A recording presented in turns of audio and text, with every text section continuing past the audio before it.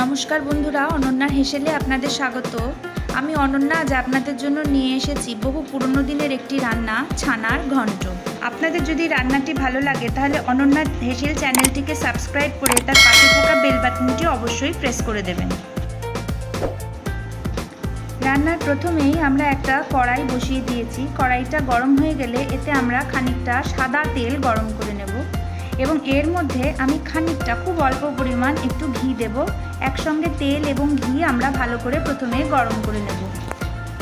তেল ও ঘি একসঙ্গে ভালো করে গরম হয়ে গেলে এতে আমরা দুটো তেজপাতা, দুটো শুকনো লঙ্কা, সামান্য জিরে এবং গোটা গরম মশলা অর্থাৎ এলাচ, লবঙ্গ, দারচিনি দিয়ে এটাকে ভালো করে নাড়িয়ে নেব যতক্ষণ না এর থেকে সুন্দর গন্ধ বেরোতে শুরু করে।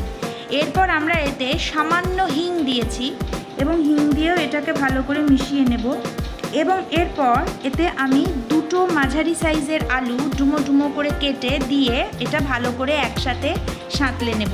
সামান্য ভাজা ভাজাও করে নিতে পারি। ভালো করে এটাকে নাড়িয়ে চাড়িয়ে প্রথমেই আমরা খানিকক্ষণের জন্য ঢাকা দিয়ে দেব।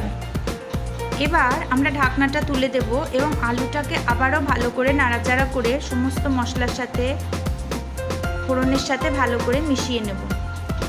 এবার আমরা খানিকটা আদা কুড়িয়ে রেখেছি, আপনারা চাইলে বেটেও নিতে পারেন।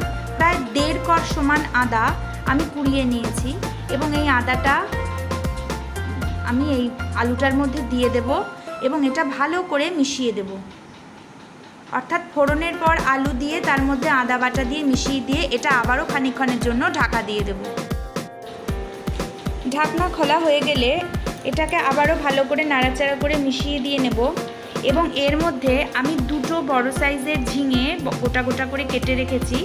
এটাকে এবার এর মধ্যে দিয়ে দেব এবং এটাকে আবারও ভালো করে নাড়িয়ে দেব। সামান্য নুনও এর মধ্যে দিয়ে দেব এবং এটাকে ভালো করে মিশিয়ে দিতে হবে।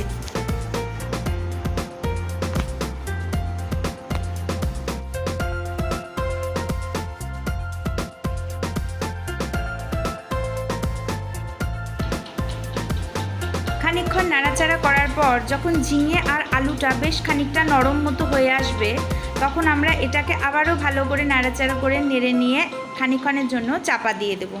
এবার আমরা একটা বাটির মধ্যে কিছু মশলা নেব, গুঁড়ো মশলা। এখানে আমি 2 চামচ ধনে, 1 চামচ জিরে, 1 চামচ হলুদ গুঁড়ো, সামান্য লাল লঙ্কা গুঁড়ো দিয়ে জল দেব এবং এটাকে ভালো করে মিশিয়ে নেব, একটা পেস্ট বানিয়ে নেব।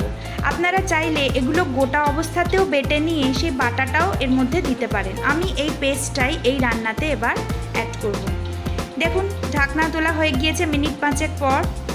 আপনারা দেখেই বুঝতে পারছেন সমস্ত মশলার থেকে জল বেরিয়ে বেশ খানিকটা নরম হয়ে এসেছে। এবার এই যে এই মশলার যে পেস্টটা আমি বানিয়েছি এই পেস্টটা এবার আমি এর মধ্যে অ্যাড করে দেব এবং এটাকে ভালো করে সমস্ত কিছুর সাথে মিশিয়ে নেব।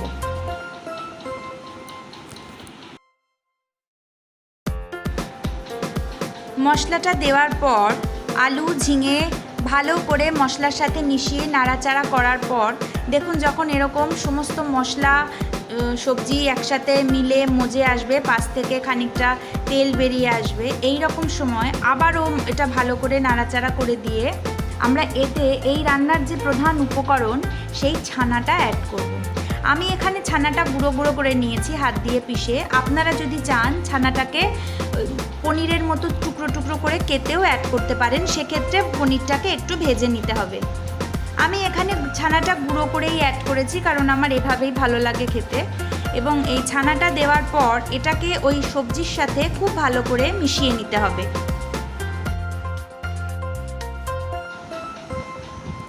ছানাটা পুরো মশলার সাথে ভালো করে সবজির সাথে মেশানো হয়ে গেলে আমি এখানে নারকেলের দুধ বার করে রেখেছি।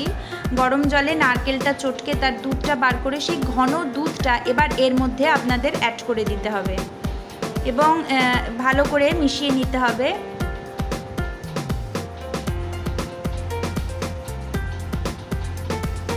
আমি ওই মশলার বাটিটার মধ্যেও সামান্য নারকেলের দুধ অ্যাড করেছি এবং সেটাও ধুয়ে এর মধ্যে দিয়ে দেবো যাতে মশলাটা নষ্ট না হয়।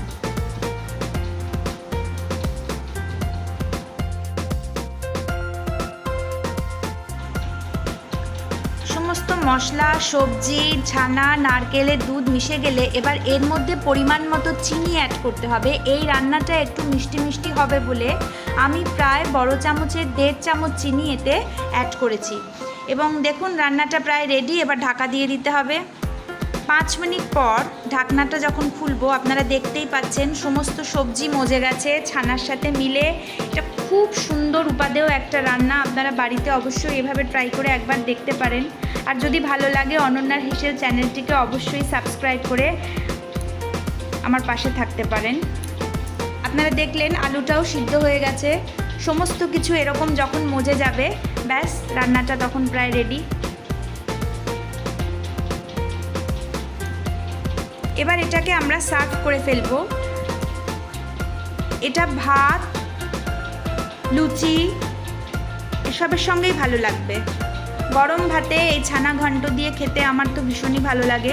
আপনারাও বাড়িতে এভাবে ট্রাই করতে পারেন এবং আমাকে অবশ্যই জানাতে পারেন কমেন্ট করে এই রান্নাটা আপনাদের কেমন লাগলো।